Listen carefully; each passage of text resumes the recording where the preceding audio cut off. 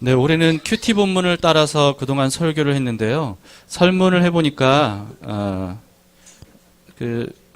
좋았다는 분들이 좀 많이 있더라고요. 예, 대부분 좋았다고 하시고 또 제 우려와는 달리 설교가 그렇게 어렵지 않았다라고 하는 의견들이 대다수였습니다. 그래서 참 감사했습니다.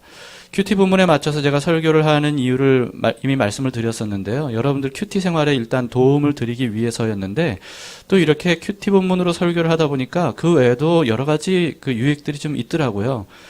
그러니까 제가 설교하는 게 여러분들에게 큐티 생활에 도움이 될 수도 있지만 반대로 여러분들이 큐티를 하시기 때문에 제가 하는 설교에 여러분들이 잘 이해를 할 수 있고 또 그 설교에 공감할 수 있었지 않았을까 하는 그런 생각이 듭니다. 그리고 또 큐티 본문대로 설교를 하게 되면 성경 전체를 골고루 설교를 하게 됩니다. 물론 꼼꼼하게 세세하게 한 장 한 장 다 하진 못해도 어쨌든 이 큐티집에 그 큐티 본문이 성경 전체를 이렇게 구석구석 볼 수 있도록 편집이 되기 때문에 그게 참 도움이 되더라고요. 오늘 본문인 학개서도 마찬가지입니다. 사실 설교할 기회가 거의 없는 성경이에요. 선뜻 설교하려고 손이 안 가는 그런 성경이 학개인데 오늘 본문이 또 그 큐티 본문이 그 학개서이기 때문에 이런 기회가 아니면 언제 또 학개서를 설교할까 싶습니다. 학개서는 2장까지만 있는 짧은 성경입니다. 그리고 학개는요, 이름이 참 재밌죠? 학개. 근데 선지자의 이름이에요. 학개서를 이해하려면 시대적 배경을 먼저 아셔야 됩니다. 잠깐 여러분들에게 소개를 해드리겠는데요. 우리가 12월 중순까지 예레미야서를 큐티했잖아요. 기억나시나요? 벌써 까마득한 옛날같이 여겨지시나요? 예, 예레미야서를 큐티했는데 예레미야서 내용을 기억을 하시는지 모르겠습니다. 예레미야서 마지막이 어떻게 끝나냐면 결국은 남유다가 하나님의 경고대로 사실 멸망당함으로써 끝나잖아요. 그러니까 바벨론 느부갓네살 왕에 의해서 왕도 끌려가고 백성들도 끌려가고 바벨론 땅으로 다 끌려가고 예루살렘 성 완전히 무너지고 그리고 이스라엘 백성들이 그토록 생명보다 소중하게 여겼던 성전조차도 이건 결코 무너지지 않을 것이다 라고 생각했던 그 성전조차도 완전히 다 파괴가 돼버렸습니다. 근데 여기서 끝나지 않고 하나님께서는 예레미야를 통해서 뭐라고 말씀하셨냐면 회복을 말씀하셨어요. 이런 일이 있을 건데 그래서 다 파괴되고 다 포로로 끌려가고 이런 재앙과 심판을 너희가 당할 텐데 그러나 그것으로 끝나게 하지 않겠다.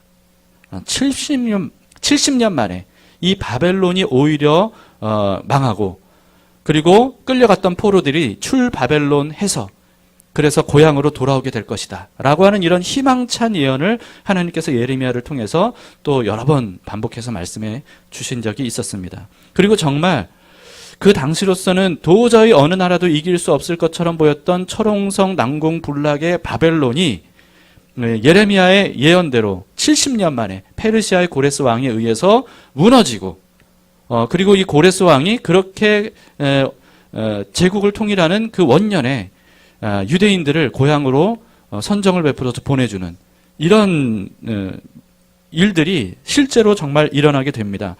뿐만이 아니고요. 포로로 끌려간 사람들을 풀어줬을 뿐만 아니라 느부갓네살 왕이 빼앗았던 성전의 보물들, 기물들 이런 것들을 다 돌려주고 뿐만 아니라 가서 예루살렘 성전 너희의 성전을 다시 지어라 라고 하면서 모든 그 성전 재건에 필요한 것들을 지원해 주겠다는 그런 약속까지도 이 고레스 왕이 합니다. 이게 이제 이사야 선지자가 오래전에 예언한 대로 다 그렇게 진행이 되는 거거든요. 그래서 드디어 유대인들이 고향 땅으로 돌아오는 거예요. 70년 만에. 그러니까 어떤 사람들은 나이 많은 노인들은 이제 그 포로로 끌려갔던 사람들이 다시 돌아오는 경우도 있겠지만 70년이나 지났기 때문에 바벨론에서 태어났고 자랐던 사람들이 많이 있겠죠. 그런 사람들도 조상의 땅, 하나님의 땅, 이스라엘 땅으로 다시 들어오게 되는 겁니다. 수르바벨이라고 하는 지휘 아래 그 예루살렘으로 돌아온 유대인들이요 기쁜 마음으로 성전 재건을 시작해요. 그런데 여러분 유대인들이 성전을 중심으로 다시 나라를 일으켜 세우는 것을 싫어하는 사람들이 있었습니다. 그게 누구냐 하면 사마리아와 주변을 다스리고 있는 총독들이었어요. 이 사람들은 그동안에 마치 이제 그 빈집에 들어와서 사는 사람처럼 이스라엘 땅을 자신들이 점거하면서 거기에서 자기 마음대로 권력을 휘두르면서 이스라엘 땅을 장악을 했었거든요. 근데 이제 유대인들이 성전 재건을 시작으로 해서 나라를 다시 일으켜 세우면 그동안 70년간 누려왔던 자신들의 어떤 그런 입지가 줄어들고 권세를 잃어버릴 그런 위협을 받게 되잖아요.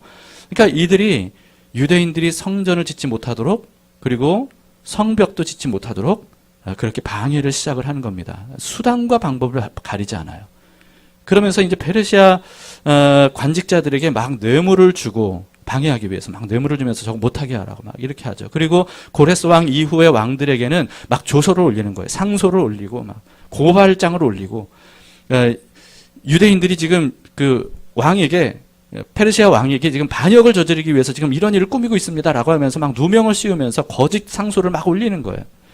근데 결국은 아닥사스다라고 하는 페르시아 왕이 거기에 속아 넘어갑니다. 그래서 조서를 내려요. 성전 재건을 중단시켜라. 조서를 내립니다. 결국 그래서 성전 재건이 기초만 쌓아놓고는 중단이 된 채로 14년간 방치가 됩니다. 14년간.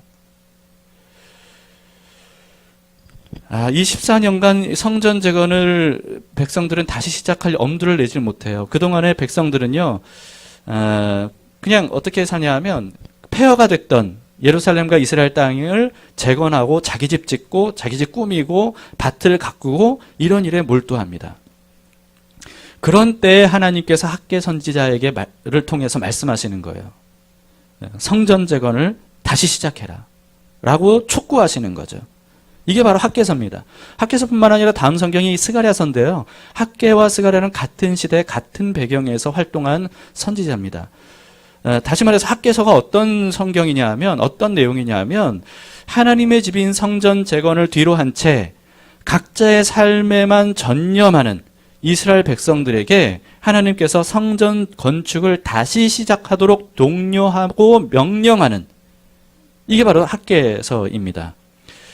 자, 오늘은 2장을 봤는데 1장 4절을 보시면 이렇게 하나님께서 말씀하시거든요. 이 성전이 황폐하였거늘 너희가 이 땅에 판벽한 집에 거주하는 것이 옳으냐라고 책망하시는 거죠. 여기서 판벽한 집이라는 게 뭐냐 하면 멋지고 화려하게 꾸민 집을 의미합니다. 그러니까 지금 14년 동안 성전은 기초만 세워놓고 방치가 된 상태로 흉물스럽게 지금 그렇게 방치가 되고 있는데, 너희 집은 그렇게 아름답고 예쁘게 꾸미고 화려하고 멋지게 꾸미고 치장하고, 주로 이제 관료들에게 하시는 말씀이겠죠. 부자들과. 그렇게 하는 것이 옳으냐? 그렇게 하지 말고 이제 성전 재건부터 시작해라. 이렇게 말씀하시는 거죠.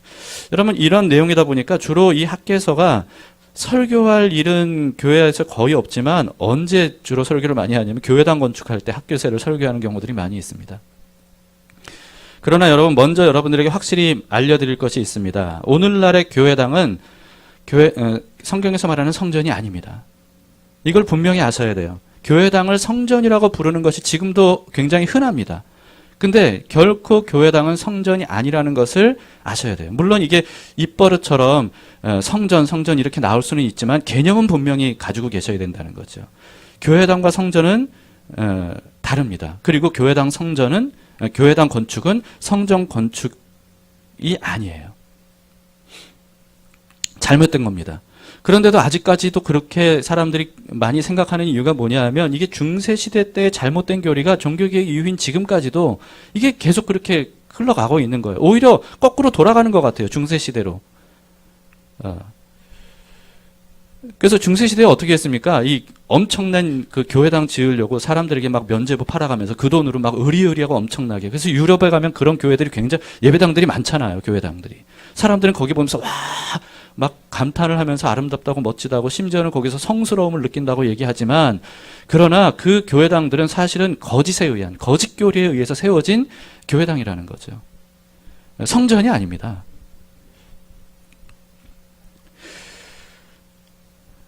신약 시대에 여러분, 유대인들이 모여 사는 곳마다, 이게 이제 이스라엘 땅 말고 이방 땅도 마찬가지입니다. 유대인들이 모여 사는 곳마다 하나님께 예배드리고 성경을 배우는 장소로 모이기 위해서 회당이라고 하는 것을 만들었어요. 회당. 그래서 회당은 굉장히 많았습니다. 곳곳에. 곳곳마다 있었어요. 바울도 그 전도 여행을 할 때 가는 곳마다 가장 먼저 어디를 찾았냐면 유대인들의 회당을 찾아서 거기서 복음을 전했거든요. 그러니까 회당은 곳곳마다 있었습니다. 반면에 성전은 역사대로 언제나 예루살렘 시온산에 단 하나 있었어요. 여러분, 하나님이 한 분이신 것처럼 성전은 반드시 단 하나여야만 됩니다. 근데 유대인들이 회당에 모일 때 회당을 결코 성전이라고 부르지 않았어요. 그럴 생각조차 못했습니다. 만약 유대인들 중에 누군가 회당을 가지고 성전이라고 말하면 아마도 굉장한 질타를 당하거나 아니면 신성 모독죄라고 막 몰아서 목숨의 위협까지도 당할지 모르겠습니다. 이들에게는요, 성전은 예루살렘 시온산에 있는 성전 그거 하나뿐이어야 되고요. 그 외에 다른 어떤 것도 성전이라고 부를 수 없고 불러서도 안 되고 그럴 생각조차 못했어요. 근데 오늘날 우리는 어때요? 교회당을 성전이라고 불러요. 근데 그렇게 따지면 성전이 얼마나 많은 거예요. 사실 오늘날의 교회당은 말하자면 신약 시대의 회당과 같은 겁니다. 회당. 그러니까 곳곳에 있는 거예요. 회당을 성전이라고 불러서는 안 되는 것처럼 오늘날의 교회당들도 성전이라고 불러서는 안 되죠. 왜냐하면 성전이 아니기 때문입니다. 마찬가지로 학계를 비롯해서 구약 성경이 기록된 성전 건축의 기록을 교회당 건축에 곧바로 적용하는 것도 성경적이지 않아요. 옳지 않습니다. 누가 유대인들 중에 회당 건축을 하면서 성전 건축이라고 말하겠어요? 전혀 그래서는 안 된 것처럼 우리도 마찬가지입니다. 교회당 건축을 성전 건축이라고 말해서는 안 돼요. 그건 잘못된 거예요. 교회당은 성전이 아닙니다. 근데 여러분 잘 들어보세요. 교회가 성전이에요. 이 차이를 아시겠습니까? 교회당은 성전이 아니에요. 그런데 교회가 성전이에요. 교회당은 건물을 말하는 겁니다. 교회는 사람을 말하는 거예요. 사람. 정확히 말하면 하나님을 모신 사람들의 공동체가 교회예요. 그래서 허허벌판에 예수 믿는 사람들이 모여도 거기가 교회예요. 그런데 이 교회가 원활하게 모이기 위해서 교회당을 짓는 거죠. 여러분, 그래서 교회당은요, 교회인 사람들이 모이는 회당일 뿐입니다. 그렇기 때문에 교회당보다 중요한 건 뭐예요? 교회예요. 교회당에 교회인 사람들이 모이지 않으면 그 교회당은 아무 쓸모도 없는 겁니다. 반면에 교회인 사람들은 어디에 모여도 거기가 바로 하나님이 임하시는 성전이에요. 하나님이 함께 하시는 성전이에요. 왜냐하면 하나님께서 교회인 우리 안에 들어오신다고 말씀하셨고 약속대로 우리 안에 계시잖아요. 그리고 두세 사람이 모인 곳에 나도 그들 중에 있겠다 말씀하신 대로 우리가 예수님의 이름으로 함께 모였기 때문에 이곳에 하나님이 눈에 보이진 않지만 분명히 함께 하십니다. 그래서 성전인 거예요. 성전이 왜 성전이죠? 하나님이 임하시면 성전이죠. 하나님이 함께 하시면 그것이 성전인 거예요. 그런데 하나님이 이제는 예수 그리스도로 인해서 누구에게 임하셔요? 예수님을 믿는 사람들의 공동체 안에 임하시는 거예요. 그래서 여러분, 성전의 정체는 뭡니까? 더 이상 교회당이 아니에요. 건물이 아닙니다. 성령께서 임하신 바로 우리들이죠. 우리들. 사람이 교회입니다. 고린도전서 3장 16, 17절에 굉장히 중요한 말씀이 있는데요. 너희는 너희가 하나님의 성전인 것과 하나님의 성령이 너희 안에 계시는 것을 알지 못하느냐? 누구든지 하나님의 성전을 더럽히면 하나님이 그 사람을 멸하시리라. 하나님의 성전은 거룩하니 너희도 그러하니라. 여러분, 하나님의 성전을 더럽히지 말라는 것은 이 예배당, 이 교회당 더럽혀서는 안 된다. 그런 사람은 멸할 것이다. 이런 뜻이 아니에요. 우리는 벌써 멸망당할 수밖에 없는 사람들이었을 겁니다. 네, 그런 뜻이 아니에요. 근데 성전을 더럽히지 말라는 건 뭘 의미하는 겁니까? 하나님이 임하신 우리들을 거룩하게 보존하라. 깨끗하게 보존하라. 라고 하는 겁니다. 우리가 바로 교회고요. 하나님께서 우리 안에 거하시기 때문에 우리가 바로 성전인 거예요. 그렇기 때문에 세상의 모든 교회는요, 근본적으로 그리스도 안에서 하나입니다. 지금은 지역적으로 뭐 교회당마다 사람들이 다 각각 모이고 그리고 교회당마다 이름이 다 있어서 무슨 교회 담길교회 이렇게 얘기해서 네 교회 내 교회 이렇게 나누지만, 그러나 영적으로는 성경적으로는 모든 전 세계에 있는 하나님의 사람들은 하나가 성전이 하나인 것처럼 우리 모두는 다 사실은 하나라는 거예요. 모든 그리스도인들은 한 몸이라는 겁니다. 자, 근데 오늘날 교회가 성경적인 이런 개념을 너무너무 많이 잃어버렸죠. 여러분, 그런 의미에서 학계를 통해서 하나님의 말씀을 어떻게 이해해야 할까요? 학계를 통해서 어떻게 해야 될까요? 하나님께서는 학계를 통해서 말씀하셨어요. 너희가 언제까지 판벽한 집에 살기를 좋아하면서 그것에만 신경 쓰겠느냐? 이제는 성전을 재건해야 된다. 거기에 온 힘을 다해라. 라고 말씀하시는 것을 어떻게 이해해야 되겠습니까?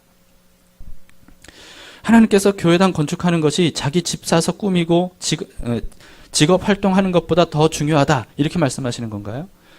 집 팔아서라도 교회당 먼저 지어라. 이런 뜻인가요? 그런 의미가 아닙니다. 건축 문제가 아니라니까요. 이것은 보이는 교회당 건축 문제가 아니라니까요. 그러나 여러분, 이건 아셔야 됩니다. 각자의 생활보다 교회당이 우선되는 것은 아니지만 각자의 생활보다 교회가 더 우선되어야 하는 것은 옳다는 거예요. 뭐라고 그랬죠? 각자의 생활보다 더 우선되어야 되는 것은 교회입니다. 여기에 대해서 혹시 여러분들이 어떻게 생각하실지 모르겠습니다. 왜냐하면 오늘날에는 가정이 많이 깨지고 있음에도 불구하고 사람들이 가장 중요한 건 뭐라고 생각해요? 가정이라고 생각해요. 그런데 성경적인 의미에서요, 더 중요한 것이 뭐냐 하면 교회입니다. 가정보다 더 중요한 것이. 왜냐하면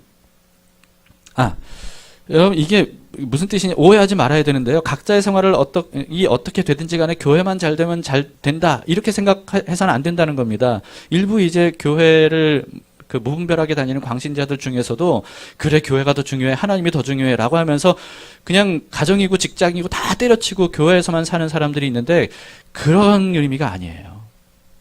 전혀 그런 의미가 아닙니다. 하나님께서 지금 학계 선지자를 통해서 너희가 지금 너희 집 꾸미고 너희 논밭 가꾸고 이런 거 지금 할 때냐, 성전을 먼저 재건하라 라고 하는 것은 무슨 뜻이냐면요, 하나님께서 창조하신 세상에서 하나님께서 창조하신 사람이 어떻게 하면 잘 살아갈 수 있는지 이것을 가르쳐 주시는 거예요. 어떻게 하면 가정생활을 잘할 수 있는지, 어떻게 하면 직장생활을 잘할 수 있는지, 하나님께서 창조하신 세상의 만물의 원리에 따라서 하나님께서 그 방법을 알려주시는 거예요.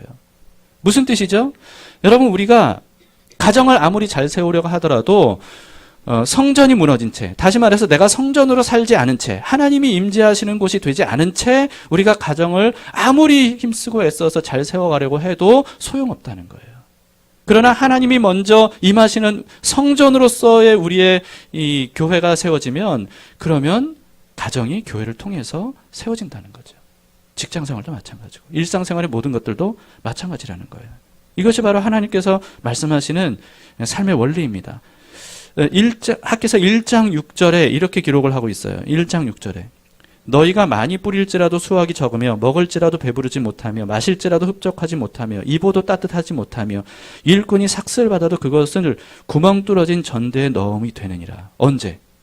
성전이 세워지지 못한 채 자신의 힘으로 가정을 세우려고 하고 직장 생활을 세우려고 할 때, 그럴 때 아무리 애쓰고 힘써도 모든 것들이 사실은 밑 빠진 독에 물 붓는 것처럼 다 뻗어나가고 허무한 인생이 되고 삶의 의미와 목적도 다 잃어버리고 결국은 후회만 남는 그런 인생이 될 수밖에 없다. 참된 만족과 행복과 안전을 얻을 수 없다 라고 하는 겁니다. 하나님께서는 성전을 통해 백성들에게 함께 하시고 백성들에게 복을 주시고 백성들에게 그 안전을 보장해 주셔요. 그런데 하나님의 성전이 방치된 채 하나님 없는 삶을 살면 아무리 각자의 생활에 최선을 다하고 애쓰고 땀 흘려 노동한다 하더라도 진정한 만족과 행복을 얻을 수 없다는 뜻입니다. 반면에 여러분, 먼저 하나님의 성전이 세워지면, 다시 말해서 하나님이 임재하시는 그런 공동체에서 세워지면, 그러면 그 교회를 통해, 공동 성전을 통해 하나님의 복이 모든 삶에 스며들어가서 모든 것들이 드디어 제자리를 잡아가면서 윤택해진다 라고 하는 거죠. 오늘날 현대인들은요, 사실 과거 역사를 보면 과거 어느 시대보다 더 부유하고 편리하고 안전한 시대를 지금 살아가고 있습니다. 불과 우리가 뭐 50년, 100년 전까지만 해도 전쟁으로 굉장히 몸살을 앓았고 뭐 1차 대전, 2차 대전뿐만 아니라 각종 그 전쟁과 기근과 굶주림과 가난, 그리고 또 정치적인 어떤 격차, 이런 것들로 인해서 굉장히 많은 고통 중에 이제까지 인류 역사가 이어왔잖아요. 수많은 착취가 있었고요. 물론 지금도 마찬가지지만. 그러나 여러분, 어느 시대보다도 지금 현대인들은요, 참 많은 것들을 누리고 편리하게 그렇게 살아가고 있습니다. 조선시대 왕으로 살 거냐, 현대인의 지금 현재의 삶으로 살 거냐 선택하라 그러면 저는 지금 현재로 살고 싶어요. 조선시대 왕으로 살고 싶지 않아요. 그럼 뭘 의미합니까? 과거의 왕보다도 지금 더 우리는 편리하고 안전하고 윤택한 삶을 살고 있다는 거예요. 부유한 삶을 살고 있다는 거죠. 그런데도 불구하고 오늘날 현대인들 보세요. 만족하든가요? 행복해하든가요? 대부분 사람들이 못 살겠다고 합니다. 이거 없어서 못 살겠고, 이런 일이 있어서 못 살겠고, 저래서 불행하고, 그래서 목숨 끊는 사람들이 점점 많아져요. 그 이유가 뭘까요? 그 이유가. 왜 이토록 많은 것들을 먹고 마시고 누리고 살고 그러고 있는데 왜 불행하다는 사람들, 못 살겠다는 사람들이 더 많을까요? 그건 왜 그러냐면 더 이상 물질이 없기 때문이 아니에요. 재물이 부족해서가 아닙니다. 삶이 덜 편리해서가 아니에요. 하나님 없는 삶을 살기 때문입니다. 성전 아닌 삶을 살기 때문이에요. 마음속에 성전이 무너진 상태로 방치된 거예요. 하나님의 임재가 없는 거예요. 진정으로 우리의 삶에 만족을 주실 수 있는, 우리의 삶을 안전하게 인도하실 수 있는 하나님 없는 삶을 살다 보니까, 그러니까 아무리 자기 안에 뭔가를 쏟아 부어도 그게 다 밑빠진 것처럼 만족을 느끼질 못하는 거죠. 여러분은 어떻습니까? 하나님을 모시고 살아가는 성전으로서의 삶을 살고 계신가요? 여러분들의 성전은 안전하십니까? 여러분들의 성전은 지금 건재하게 재건되어 있습니까? 하나님께서 주인 되시는 성전 중심의 삶을 살고 있습니까? 이 모든 만물을 창조하신 하나님께서 우리를 창조하셨는데 그 창조의 원리대로 우리가 하나님 중심으로 그렇게 하나님으로부터 오는 것들을 가지고 살아가고 있냐는 거죠. 여러분, 오늘날 현대인들은 내 가족 잘 먹고 잘 살게 하려고 불철주야 정말 동분서주하면서 야근을 그렇게 하면서 밤낮 없이 그렇게 일하면서 너무나도 바쁘게 살아가고 있어요. 너무나도 바빠요. 정말 바빠요. 안쓰러울 정도로 바빠요. 너무 바빠서 성전으로 살아갈 시간이 없는 거예요. 자기 성전을 세울 시간을 갖지 못하는 거예요. 말씀과 기도는 고사하고 일주일에 한 번 예배 드릴 때조차, 그때조차 하나님께 집중하지 못하는 거예요. 자기 생각으로 가득 찬 삶을 삽니다.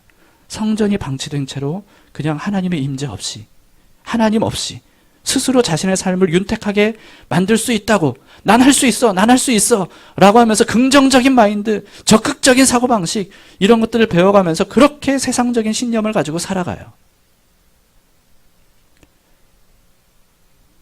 여러분, 그렇게 해서 인생이 되든가요?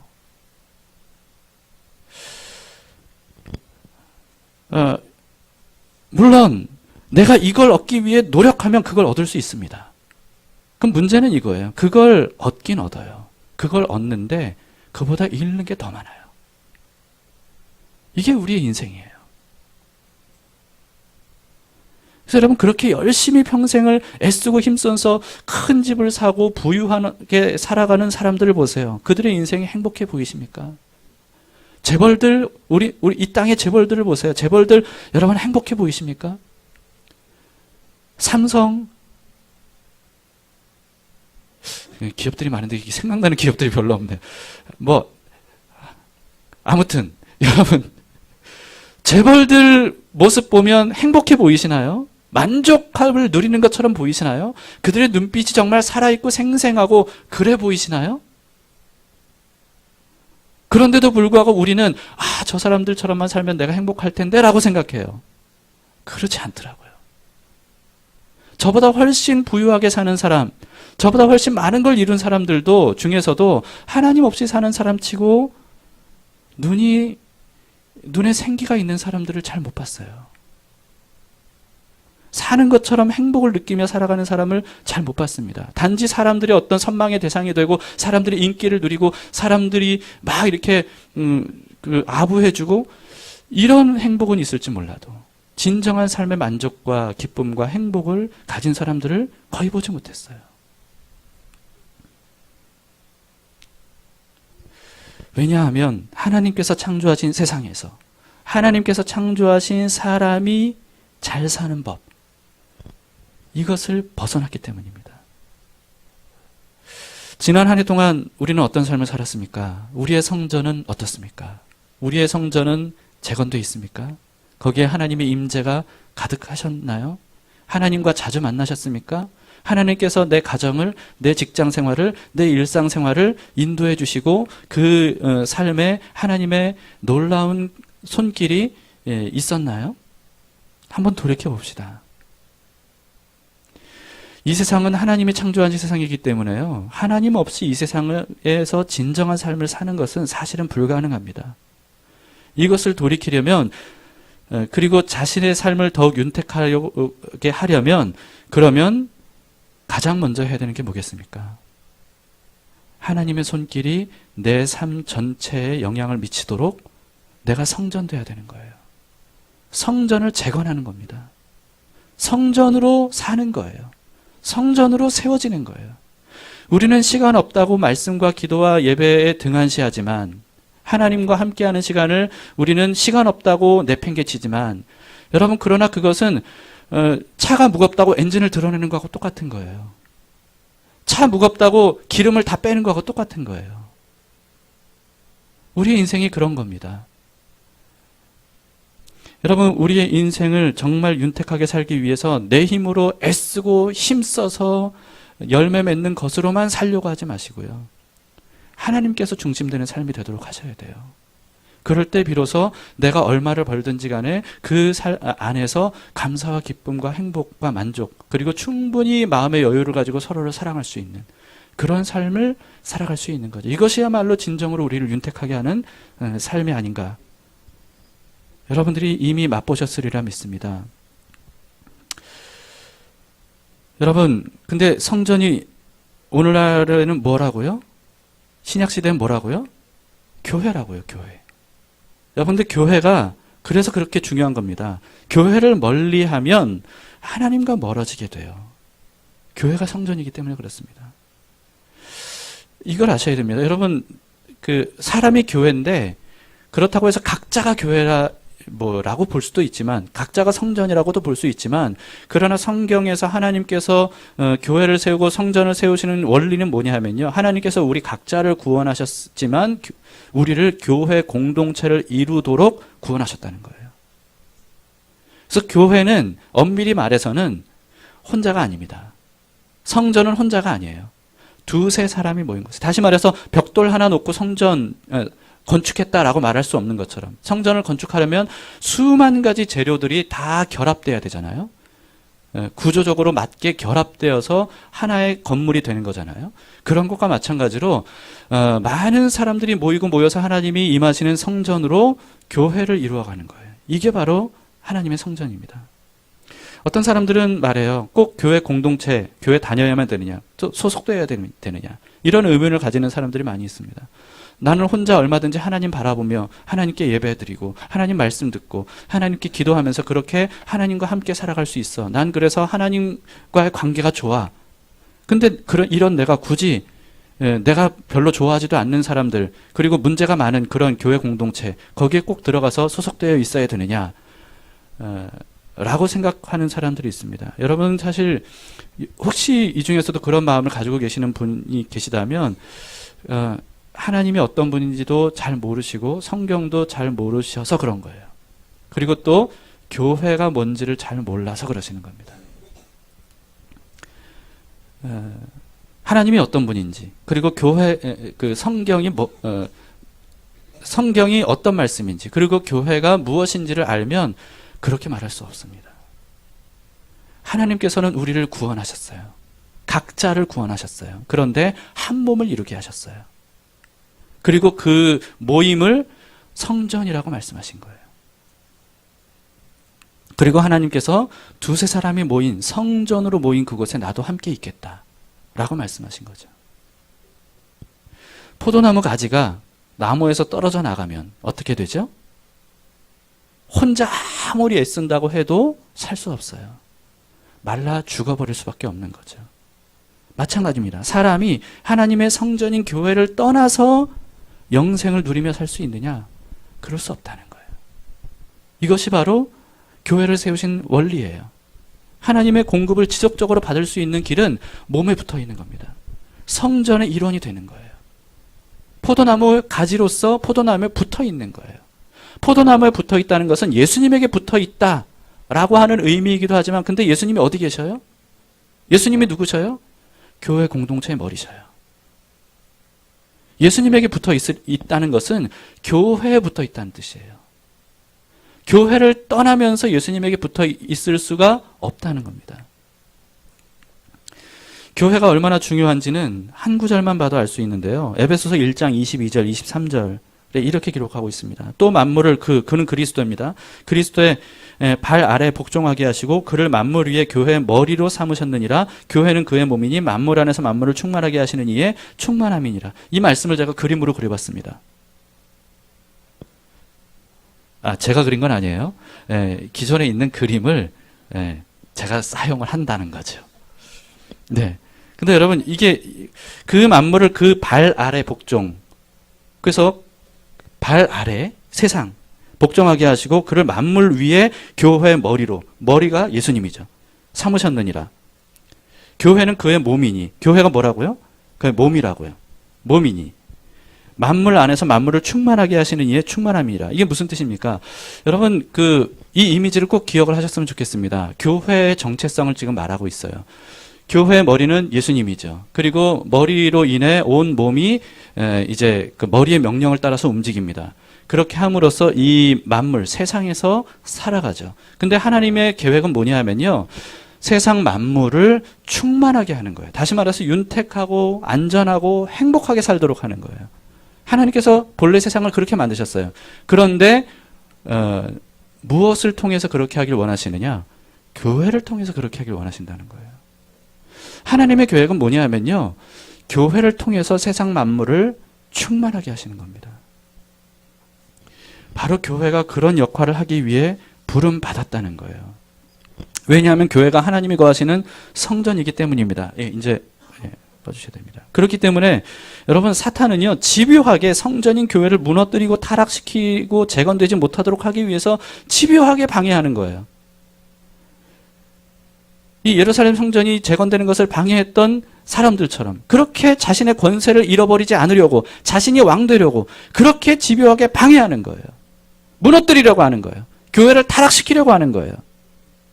안타깝게도 교회가 사탄의 공격으로 인해서 너무나도 많이 무너지고 있는 것이 오늘날의 현실입니다. 물론 뭐 어디에서는 무슨 뭐 몇 억짜리 몇 조짜리 뭐 건물을 지었다, 교회당 건물을 지었다, 뭐 그러면서 곳곳마다 정말 화려하고 웅장하고 아름다운 그런 예배당 건물들이 세워졌어요. 그러나 그것은 성전이 아닌 거예요. 그렇게 외형적으로 아름다운 예배당들이 많이 세워졌지만, 그러나 한국의 성전은 마치 바벨론에 의해 예루살렘 성전이 무너진 것처럼 오늘날 한국교회는 외형만 거대하고 화려할 뿐이지 성전은 맥없이 무너져 내린 상태입니다. 이게 너무 가슴이 아픈 거예요. 교회라는 이름을 붙인 곳은 많아요. 그리스도인이라고 불리는 사람들, 그렇게 자부하는 사람들은 많아요. 그런데 진짜 성전된 교회들이 많지 않은 거예요. 정말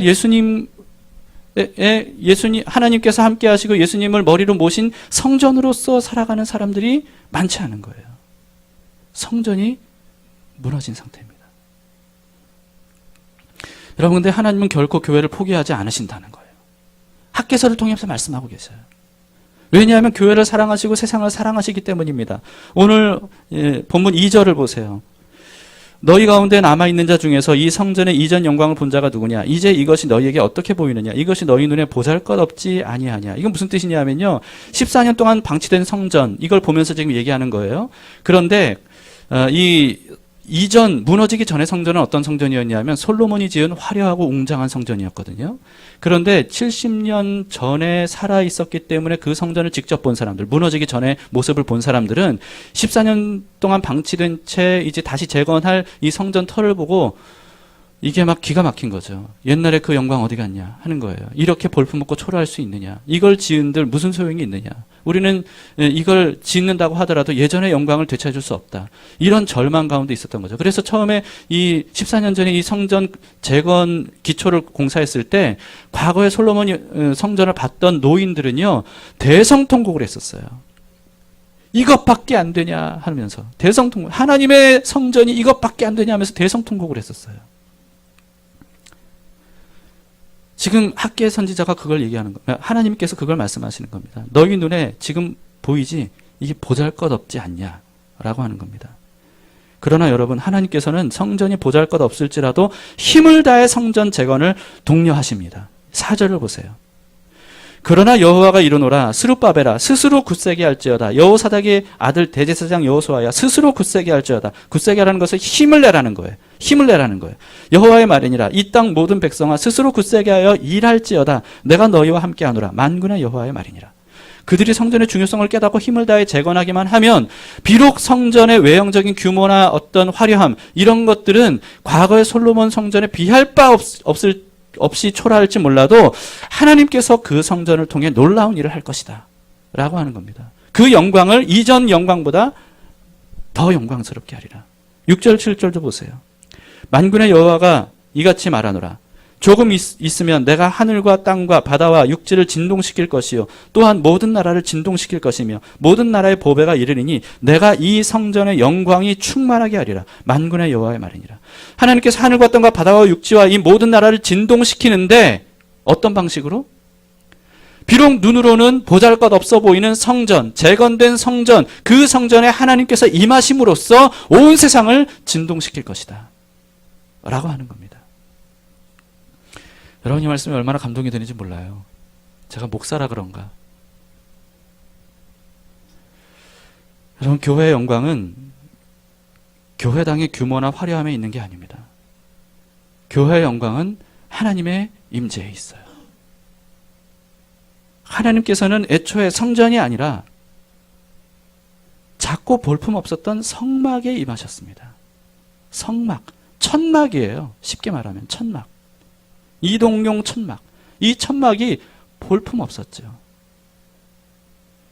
그런데 하나님께서 그 성막에 임하셨을 때 어떤 일이 일어났습니까? 이집트뿐만 아니라 주변의 강대국조차도요. 이 이스라엘, 성막에 임하신 하나님으로는 이 이스라엘을 두려워했어요. 아무도 이스라엘을 건드리지 못했습니다. 건드렸던 민족들이 있었어요. 그런데 건드렸다가 박살났어요. 이스라엘이 강해서요? 아니에요. 성막에 임하신 하나님이 강하셨기 때문입니다. 반면에 여러분 아무리 크고 화려했던 솔로몬 성전이라도 하나님의 성령이 그 성전을 떠나갔을 때 어떤 일이 일어났죠? 바벨론에 의해 완전히 짓밟혔어요. 성전도 파괴됐습니다. 우리는 이 사실을 잊지 말아야 됩니다. 성전은 외형에 있는 게 아니에요. 하나님의 임재에 달려 있습니다. 근데 하나님께서 또다시 성전 재건을 통해서 하나님의 영광을 충만하게 하시겠다고 지금 학개 선지자를 통해 백성들에게 말씀하고 있는 거예요. 여러분 이게 얼마나 가슴 벅찬 말씀인지 모릅니다. 한국교회 얼마나 무너졌어요. 세상의 지탄의 대상이 되죠. 짓밟히고 있어요. 지금 짓밟히고 있어요. 한국교회가. 그런데 이게 끝이 아니라는 거예요. 하나님이 결코 교회를 포기하지 않겠다는 겁니다. 왜 그렇죠? 하나님이 세상을 이처럼 사랑하셔서 독생자를 주실 정도로 사랑하시기 때문이에요. 하나님이 교회를 포기하신다는 것은 교회만 포기하신다는 뜻이 아닙니다. 세상을 포기한다는 뜻이에요. 그런데 하나님이 교회를 포기하지 않고 다시 이렇게 세우겠다고 말씀하시면서 그 교회의 영광을 다시 이전보다 강하게 하시겠다고 하시는 것은 무슨 뜻입니까? 세상을 사랑하신다는 뜻이에요. 교회를 통해 세상을 충만하게 하시겠다는 약속을 이루기 위함이라는 거예요. 비록 지금의 교회의 모습은 너무나도 볼품없고 초라하지만 외형을 말하는 게 아닙니다. 하나님께서는 그 교회를 다시 세우기를 원하셔요. 그리고 우리에게 학계를 통해 독려하고 계십니다. 저는 사실 이 말씀을 설교 준비를 하면서요, 굉장히 많은 위로가 됐어요. 그 감동이 되더라고요. 저는 사실 한국교회에 대해서 별 소망을 갖고 있지 못했거든요. 그러면 안 되는데 자꾸 한국교회에 대한 이 한탄이 나오는 거예요. 비판이 나오고. 답이 없어 보이더라고요. 근데 어디서부터 손을 써야 될지, 어떻게 손을 써야 될지 감도 안 잡히고. 근데 제가 감을 잡은다 한들 제가 무슨 힘이 있어요? 한국교회는 그냥 담길교회 하나 제대로 이끌어가기가 힘든데, 담길교회는커녕 저 혼자 이 믿음 안에 살기도 참 감당하기 어렵거든요, 사실. 그런 제가 뭘 할 수 있겠습니까? 근데 현재 상태와 관계없이 교회가 세워지면 하나님께서 교회를 영광으로 충만하게 하겠다고 지금 말씀하고 계신 거예요. 오늘 8절 9절을 한번 보세요. 8절 9절. 예, 8절 9절 같이 읽어보십시다. 큰 소리로 좀 읽읍시다. 시작. 은도 내 것이요 금도 내 것이니라. 만군의 여호와의 말이니라. 이 성전의 나중 영광이 이전 영광보다 크리라. 만군의 여호와의 말이니라. 내가 이곳에 평강을 주리라. 만군의 여호와의 말이니라. 여러분 9절을 다시 한번 큰 목소리로 여러분 선포하듯이 그렇게 함께 단전에 힘을 주고 그렇게 함께 선포하듯이 그렇게 함께 같이 9절만 읽어봤으면 좋겠습니다. 시작. 이 성전의 나중 영광이 이전 영광보다 크리라. 만군의 여호와의 말이니라. 내가 이곳에 평강을 주리라. 만군의 여호와의 말이니라. 아멘. 네. 저는 이 말씀 붙들고 다시 꿈꾸기로 했습니다. 비록 제가 담길교회 하나 이끌기 어렵고 한국교회는 뭐 제가 어떻게 할 수도 없지만 그러나 어차피 제가 하는 게 아니더라고요. 다시 꿈꾸기를 한 이유가 뭡니까? 하나님께서 하시겠다고 했거든요. 하나님께서 하시겠다고 했거든요. 근데 하나님이 어떤 분이세요? 하시겠다고 하면 반드시 하시는 분이세요. 하시겠다고 하면 그 일을 반드시 이루시는 분입니다. 그 하나님이 하시겠대요. 교회를 포기하지 않겠대요. 다시 교회를 통해 영광을 이전 영광보다 더 크게 하겠다고 하십니다. 네, 여러분 그래서 우리도 포기하지 맙시다. 저도 포기하지 않겠습니다. 네, 하나님이 하시겠대요. 어차피 우리가 하는 거 아니더라고요. 하나님은 교회를 결코 포기하지 않으십니다. 한국교회도 포기하지 않으십니다. 담길교회도 포기하지 않으십니다. 하나님이 너무나 사랑하시기 때문이에요. 이대로 포기하시는 그런 무능한 하나님이 아니십니다.